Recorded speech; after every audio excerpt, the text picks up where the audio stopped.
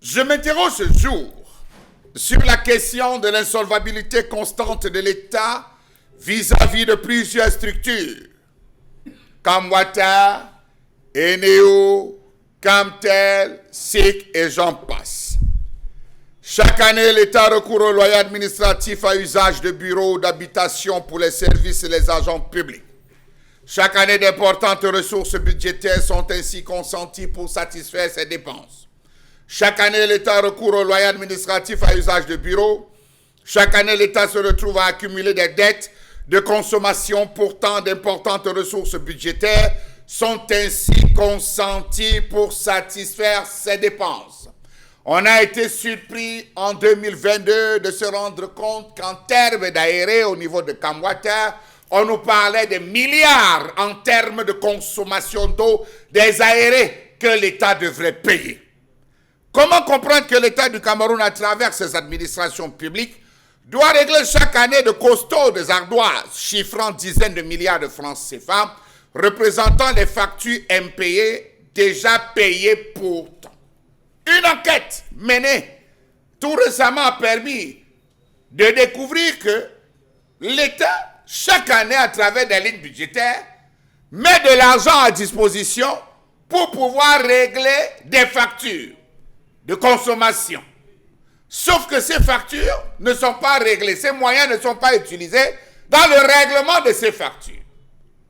On se rappelle, il y a quelques mois encore, l'entreprise de distribution d'énergie, menaçait de suspendre l'électricité à l'université pour des factures impayées. En 2022, l'État a accumulé une dette de 190,3 milliards de francs CFA vis-à-vis des entreprises publiques. Cette dette correspondait aux prestations au titre des services de l'eau, de téléphone, Internet, abonnement à Cameroun Tribune et des insertions publicitaires, ainsi que le préfinancement des investissements portières.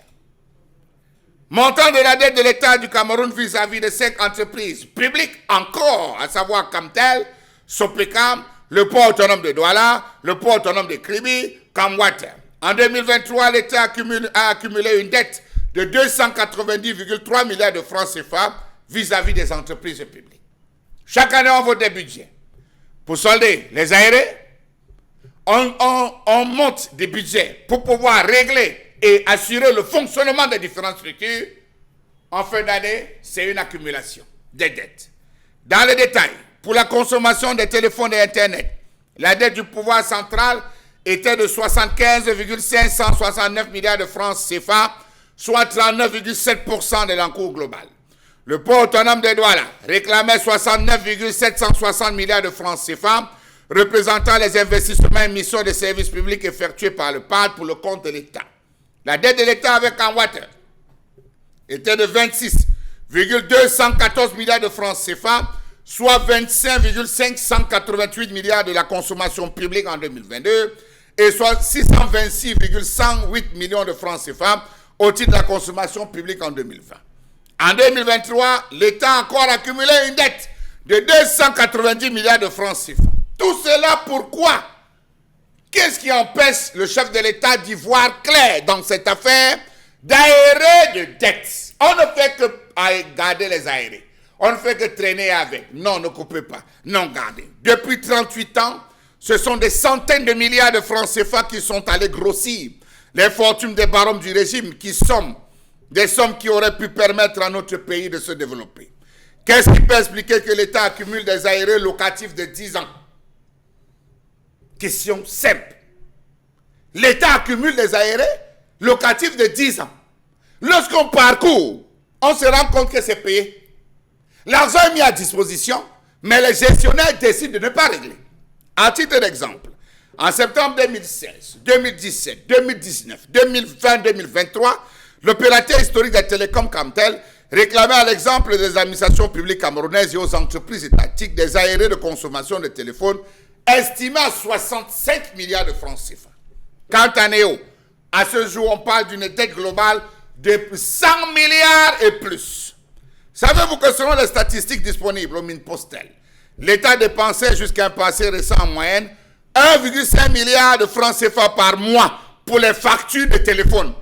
Ce qui faisait un total de 18 milliards par an pour payer les factures de téléphone.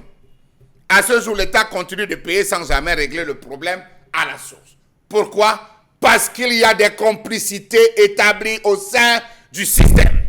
Pour rembourser 24 millions de dollars de dettes des universités d'État, des mairies et des hôpitaux de référence, les partis ont convenu de promulguer un ensemble d'exigences. Des exigences qui, jusqu'à ce jour, ne sont pas respectées.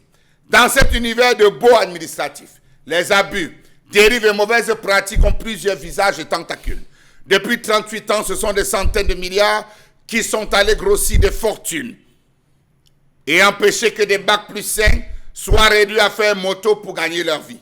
Cette procédure est pilotée, il faut le préciser, par le département ministériel en charge des domaines et les dépenses y afférentes sont liquidées par le ministère des Finances.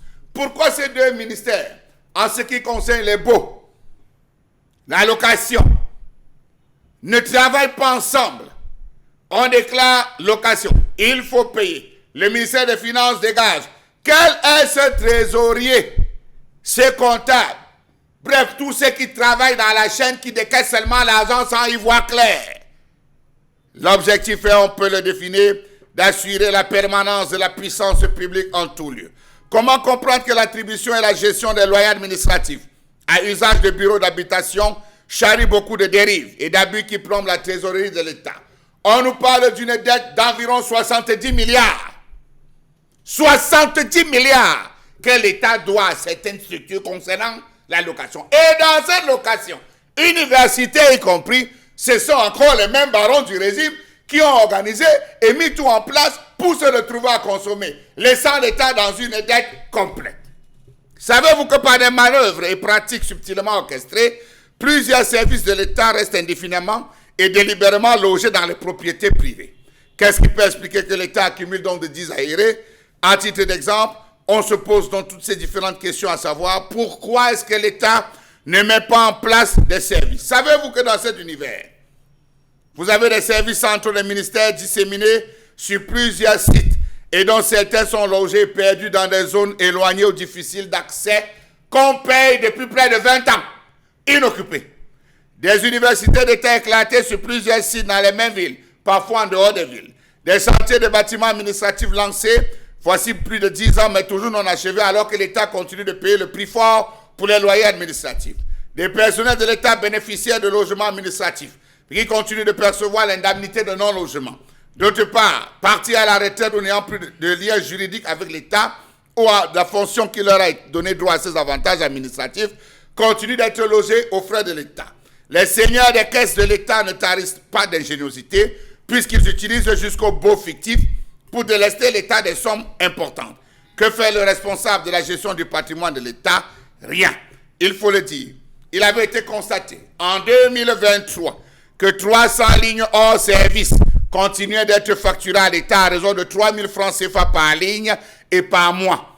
De même que 106 lignes Telex à raison de 30 000 francs la ligne et par mois étaient gérées alors que ce n'était plus dans le contexte. Mais ça continue à fonctionner.